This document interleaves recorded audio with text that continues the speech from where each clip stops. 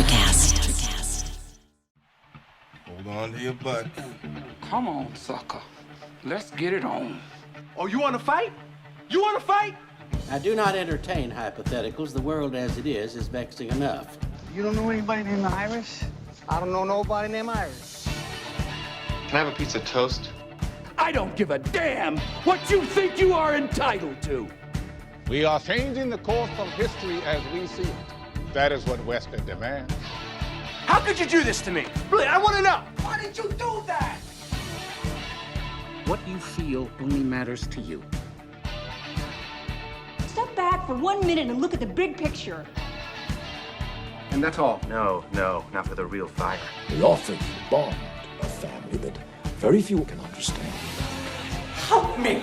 Help you. And don't do drugs. Or whatever movies with Wesley and Iris. What up and welcome to Or Whatever Movies. I am your co-host Iris and I am here with my older brother, Wesley. Today we are reviewing a film from 2020, a Sundance darling. Mountain Dew presents Minari.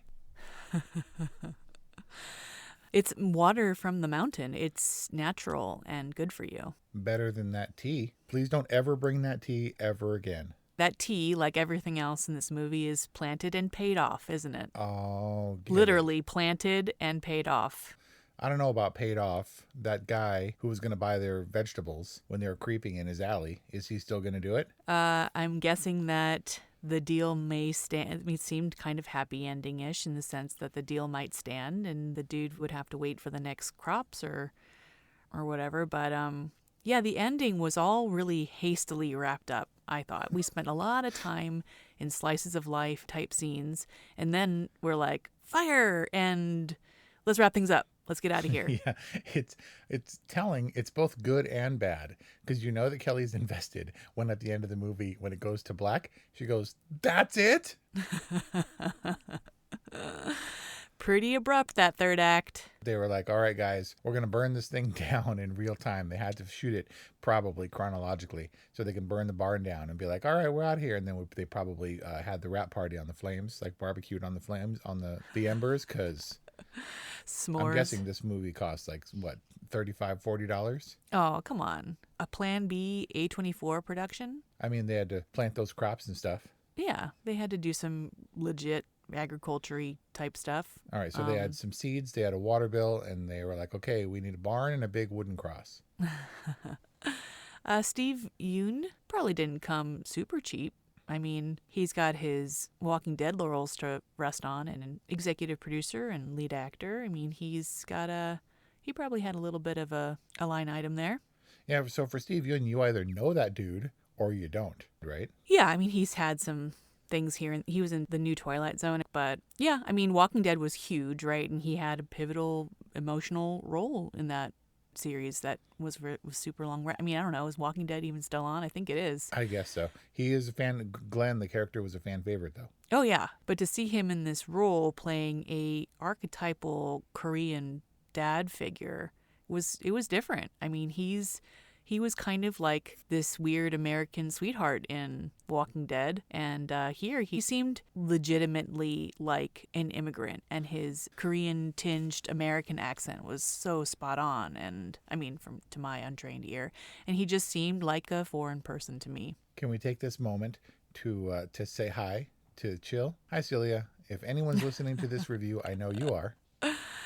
I did intentionally hold back from asking Celia about this movie specifically because I don't want to only ask her about the Korean movies. That's got to get annoying, right? Well, look, I was happy to have a Korean film for once that in no way reminded me of Parasite until I watched some of the supplemental stuff, and all anybody could talk about was Parasite and the precedent it set and the road that it paved for Korean movies.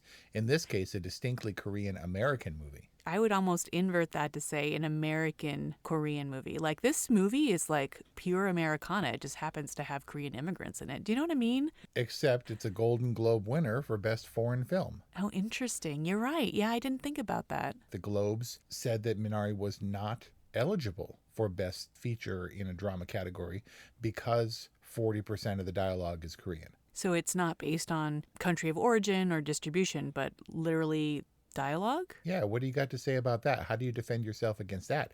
Hollywood Foreign Press Association? Well, they're under so much fire and scrutiny right now. I think that they might be changing things up, or at least hopefully, if they're, conscientious. Well deserved for many other reasons. Anyway, going back to your original story, Steve Yuen looked awfully young with his fully fleshed out family and his determination to start a whole new life after moving from Korea to start a new life in California and then moving to the Ozarks to start another new life.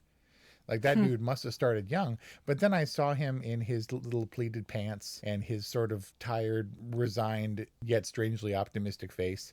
And I was like, it's true. He's fully in dad mode, even if he doesn't quite look like it. I continually do this, and you know this, balance these people at these stages in their life versus where I am. Like, when I consider what dad was doing by the time he was my age, it makes me feel kind of crappy. I think the 80s, when this movie is set, was the beginning of the endless adolescence. I mean, Steve Yuen is 38, but I'm not sure how old his character was supposed to be. But having a family and a job and serious responsibilities and weight on your shoulders was just the way it kind of was from like the 50s to the 80s. Or maybe just the dudes who were always in the basement playing video games or Dungeons Dragons or whatever just started coming more to the forefront of society. But yeah, it seemed like that there was kind of a shift there. So is it that kids today, and let's use males as an example because that's what I know, it wasn't necessary for them to be like, it's time to put childish things away and grow up? Is it that they were lazy and not as hardworking as their predecessors? Or is it that they were so prosperous that it enabled them to be like, I'm not going to be like a man today. I'm going to go in my basement and play my Nintendo? Yes, and both. I think there was such an emphasis on growing up, becoming a man. The American dream was still a big deal, especially for immigrants, and certainly is still. It's a uniquely kind of 80s work ethic for immigrants that they can come here and they can realize the American dream and they have these ambitions and they genuinely believe if they work hard, they can transcend chicken sexing. Yeah, there was a line that I thought nobody's ever said in a movie before. And spend our whole lives chicken sexing or something. I was like, that is a first for that line in the history of movies. It might have even been in Korean. Do they have machines to chicken sex now? I have no idea.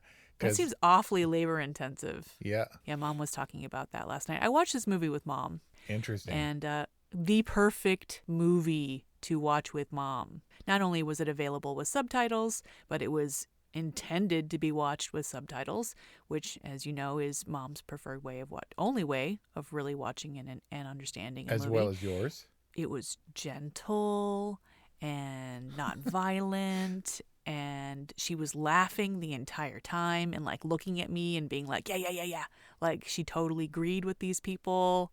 Like it was the perfect movie for Mom. She loved it. They arguably would have been more or less, it would have been age appropriate. So, but if we can, just for a moment, let's go back to the American dream, because that was typified, at least again, from a male perspective, when the American dream as it was established in the 50s was certainly a male thing, right? That was 2 cars, the white picket fence, the 2 kids kind of vibe. And I guess the lady being the homemaker. But that is a goal that isn't telling necessarily of the work not only to achieve that goal, but to sustain that goal. And granted, they struggled. I mean, maybe they could have had some semblance of that where they lived, but it required constant work around the clock on both of their cases. And he was taking a leap of faith to plant a garden, and whether or not he had the irrigation to upkeep that garden.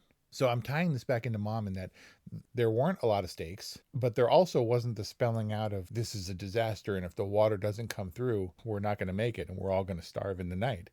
As soon as they had a brief montage of prosperity where things seemed to be doing well, and Jacob was like, good, it's good, and the crops are coming, and you're like, yay. And so I turned to Kelly and I was like, you know what this means, right? Prosperity montage. And she said, what, someone's going to die? And I was like, someone is absolutely going to die.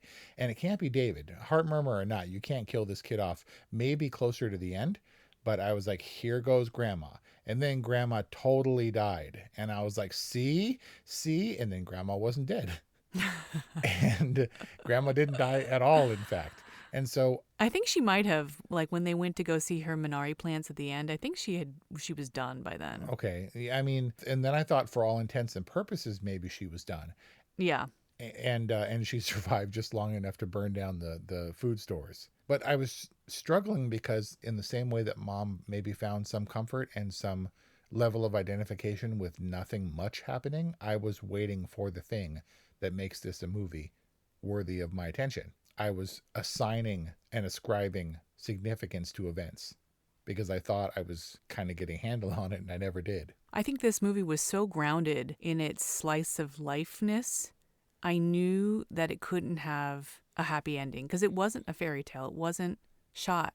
I mean, it was shot beautifully, but I knew it couldn't end well because it was so grounded in reality. And so I was like waiting for the other shoe to drop or the hammer to fall or whatever the saying is. And I guess the barn fire was it, but it comes awfully late in the story structurally.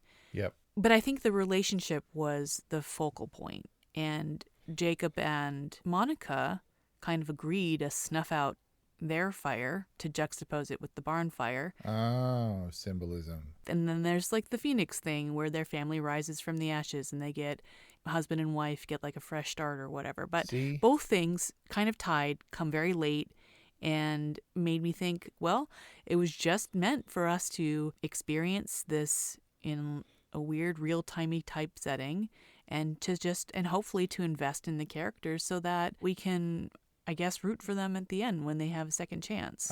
Root for them. Get it? See, this is you ascribing significance to a thing that happens. Oh, the barn burns down and then the nutrients from the fire seep into the soil and the crops are prosperous. Yeah, I get the projecting thing, but I kind of appreciate it because all storytelling is trying to bring meaning and order to otherwise random events in life.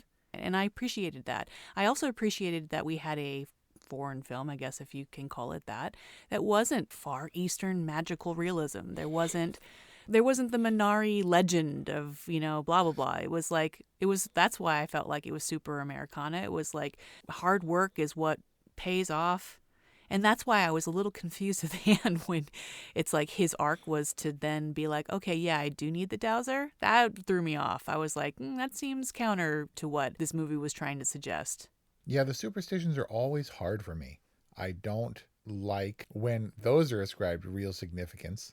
And in this case, it may have saved the family or whatever, although it would have saved him a lot of trouble if he'd listened to it up front. So they are beholden to the superstition, the tradition, and their typical way of life. As a matter of fact, him moving forward, the same concern was expressed by the little boy, by David, that I had, was like, you're in Arkansas. Korean vegetables is what you're going with? Where's the market for that? Because I was shocked that she went into the chicken sexing plant and found the only other Korean, like immediately. So it was a distinctly Korean film, and our director, Lee Isaac Chung, is either a total liar or in a really unique position, because he claims to have gotten the note from Plan B and Company, who I will concede are always trying to push something new and something interesting in the world of film. You would think they could just go for blockbusters, and they're really not looking to do that. One of the notes that he got in the process was, make it more Korean, which is astounding to me, because you wonder who Minari is marketed to. Is it to Koreans? Is it to Americans who don't understand the struggle of a Korean immigrant family in a place where they are relative? I mean, they had to go to the big city even to find their one distributor guy. It was an American story, but it didn't feel American to me. It felt like a foreign film in the sense that nothing much happened, but it was a slice of life, and it was a slice of Korean life that just happened to be set in America. And it is telling that our director mentioned that he wrote this because he fell in love with Willa Cather, who said that you do your best writing when you reflect. So he sat down and wrote a bunch of childhood memories down about his life in the sticks as a Korean family trying to make a living. And he remembered how enthused his dad was by the feel of the soil, how they went to Minnesota on some business trip, and the dad was like, I gotta live here, and moved his whole family out to Minnesota and tried to do what they did in this film. And he remembered distinctly little pieces of his childhood that he wrote down and then fleshed out the story around it. And nothing hugely traumatic happened in his childhood any more than hugely dramatic things happen in Minnesota or in Arkansas. If you're in the Ozarks, you think there's going to be secret drugs and that they were in for a Forrest Gump level of discrimination. Can't say he, and you knew that was coming, and then it didn't come. Yeah, which was kind of refreshing. Yeah, and if anybody got crapped on, it was Jesus Man. I was glad that it didn't go there. It wasn't about race. It wasn't about being Korean. I mean, it was really just a human drama in an Americana backdrop with Korean characters. You said a drama. It was a drama. It was a drama because it wasn't funny. Life is hard, but finding a really great podcast makes the days go by so much easier. Hi, my name is Blue Telusma. I'm a writer, an emotional intelligence coach, and the host of Humanize with Blue Telusma, a podcast where we believe that when you humanize everyone in the room, a great conversation is almost guaranteed. Join us every week here on Electricast as me and my guest co-hosts unpack big topics and interview even bigger personalities with a sense of humor and a dash of mischief. If you're looking for a new best friend in your head, we've got you covered. Electricast. But there was nothing dramatic about it. Barn fires aren't dramatic? Yeah, I guess. Strokes aren't dramatic? Here. So I have odd romantic notions of like getting a ranch or settling down on a farm and working with my hands. And I was nervous the whole time when I was watching Jacob embark on realizing his dream. Like, because he felt kind of into the wild to me. You were saying, like, you grow Korean vegetables in Arkansas. Like, he knows nothing about Arkansas life. He knows nothing about farming. It didn't really seem that he had much of an agricultural background. Like, he got the farm cheaply because the previous dude couldn't work it and went broke and shot himself in the head, as that one dad really irresponsibly tells the tale. But that was telling. I was like, uh-oh, he's going to go Jack Torrance out there, man. You hear those stories and you're like, here it comes. That was the seed, if forgive the pun. It just didn't seem like he had a lot of business out there, and I wanted to call his farm Jacob's Folly. And I felt like he was kind of setting himself up to fail, that he had these visions of who he wanted to be, the dad that he wanted his kids to see, but that he was ill-equipped to actually realize his dream. And so I was kind of thinking that the practical come to Jesus moment for Jacob would be that he would say, I was wrong, or I can't do this, but they try again. And maybe now that he has some experience under his belt, they'll succeed. But for me, it's always come back to the ending and kind of how not only was it hasty, but it seemed just not what I expected. It seemed counter to what the movie was setting up. So that's the question for me, was what was the movie setting up? I thought for sure establishing David's heart murmur, the grandma coming to live with him, that she was primed to die. She was the last vestige of, their Korean past kind of dying off. I thought, you're seriously against the odds throwing your kid an hour away from the nearest hospital? That's a terrible idea. And I was waiting for all of those things to pay off, and none of them did. He didn't even qualify, I don't think, as the American dream seeking alpha male dominant Korean father figure that I would have expected, where he is the unchallenged head of the household, where he would be like, it's my way or nothing. How are you going to get back to Korea? He was like, you can take the kids, but this is kind of my destiny. This is what I have to do. I likened this movie in a way to Minari. What is Minari? I don't know. What's this movie about? I don't know. But it's going to grow and it's going to do its thing unsupervised down by the river. I thought the Minari was going to be, this is me projecting onto this movie, I thought the Minari was going to be this exotic, rare, super expensive mushroom that grandma was going to grow down by the river and was going to become their prosperous crop and was going to save the family. Or she dies and they sprinkle Minari's, the seeds that she brought, over her grave, and her decomposition makes the crops prosper, and that saves them. Something, man. But I think that they did wrap up these story elements. It was just really subtle, and it was really hasty. The boy's heart murmur thing, in the middle, it's the hole is closing, but also at the end, he runs to grandma, and he's running, and he's overcoming the limitation that his heart and his parents have put on him all of his life. Oh, look at that. I just got that now. David, don't run. David, exactly. It was so subtle. They committed to a tracking shot, and I was like, that's kind of weird. And I just got that right now. And then Grandma is also wrapped up. Her story point was she was the outsider. She was unwelcome. The kids almost regarded her as a curse. And then despite her having burned down the barn, they're like, Grandma, come home. You belong with us.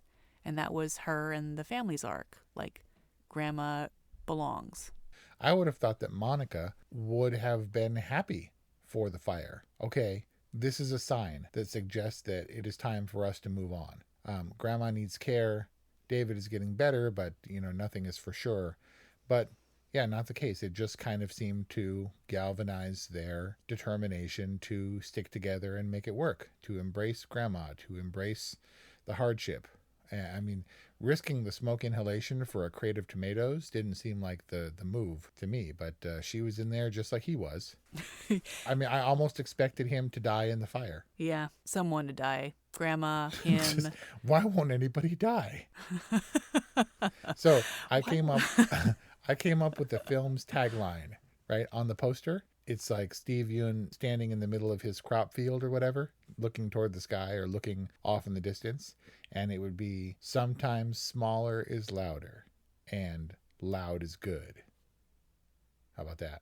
That's a direct quote from the doctor. Is that imagery yours, or is that the actual key art? Probably him both. In a field looking at...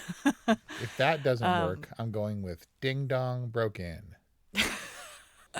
I mean, Grandma was definitely comic relief, and I don't know why it's funny for grandmas to be irreverent, but it definitely worked here. And so if we finally get into it, what is Minari about? I don't know.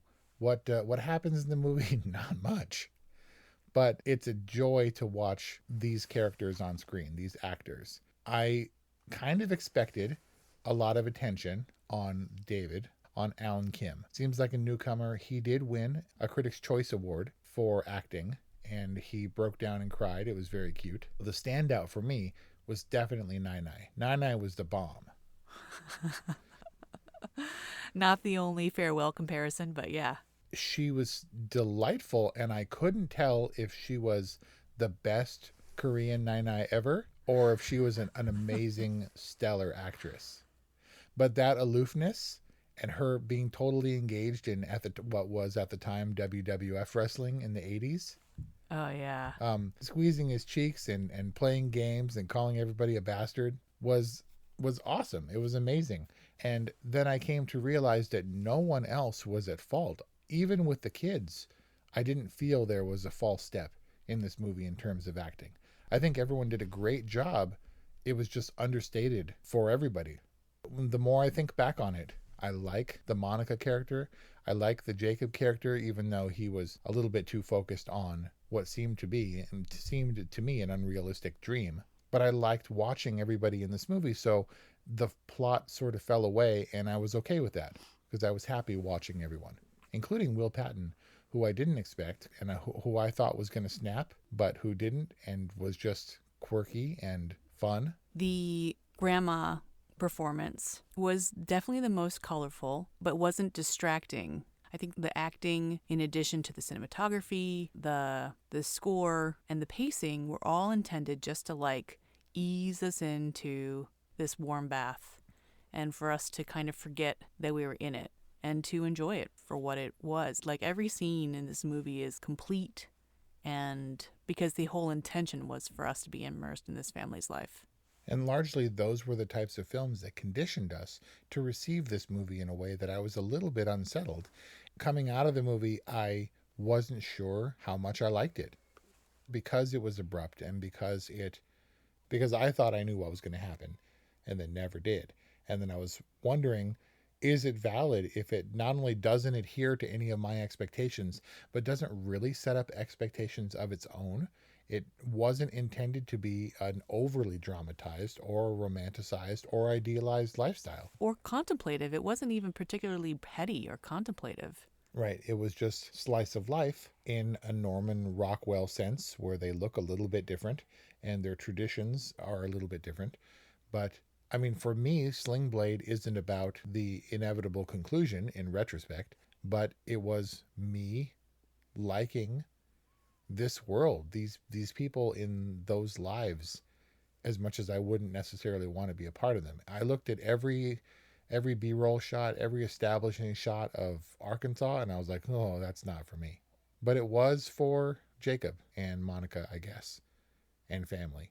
What do you think about Minari in context of this year's other award contenders? I expected 2020 to be the worst year for movies ever, and it really wasn't. It seems like we had a bumper crop of surprising movies, to use a farming term. Everything that finished filming just before the shutdown is all coming to prominence now, and some of those films have been delayed. So maybe 2021 Oscars are going to be total garbage. We'll see. I think that it's a noteworthy inclusion because we have a lot of diverse themes and movies this year. I'm not sure that it's strong enough to blow everybody away because there are a lot of strong movies that blow people away in them. And that is going to be the focus. Except for Nomadland to defy exactly that sentiment. The only problem with Minari, other than a rather abrupt ending, was my expectation of there being a problem and having no problem to resolve, and so I felt like something was missing. Is there like a undercurrent of evil running through this typical, I guess if you can call them, American family, this Korean American family? Is everything bubbling beneath the surface, and the evil will come forward as the Will Patton character carrying his cross seems to suggest that it will. He sees the evil and can dispel it with the goodness. And are we ultimately going to see that come out? And then it didn't. And I realized that the shortcomings of this movie are the shortcomings that I projected on it because of my shortcomings and expectations for a movie like this, I guess. I can't find fault in Minari. I can find fault in the characters' motivations, in some of their choices, but it felt real. Kids don't automatically love their grandparents. When their grandparents are ill, kids don't know to take it seriously. They don't run screaming down the hall. They confer in the hall and maybe even wonder if they're going to get in trouble for announcing that grandma peed herself. I wasn't sure if I was going to give this a good review, and I think I'm firmly giving Minari a good review. It is an all right movie. Is it a totally movie? I don't know. It depends on what you expect to get out of movies, and it is investiture of time that I don't know is going to pay off for everybody. Sounds like it did for Mom. Guessing it would have for Dad, but I don't know, for everybody else. I think Minari was, like to you, a surprise to me, and a good one at that. So that's my official rating on Minari. 818-835-0473. That's our hotline. Let us know what you think about Minari, or email us or whatevermovies@gmail.com. Also, if you could let us know about what you think about Minari, the plant. What is Minari? What does it do?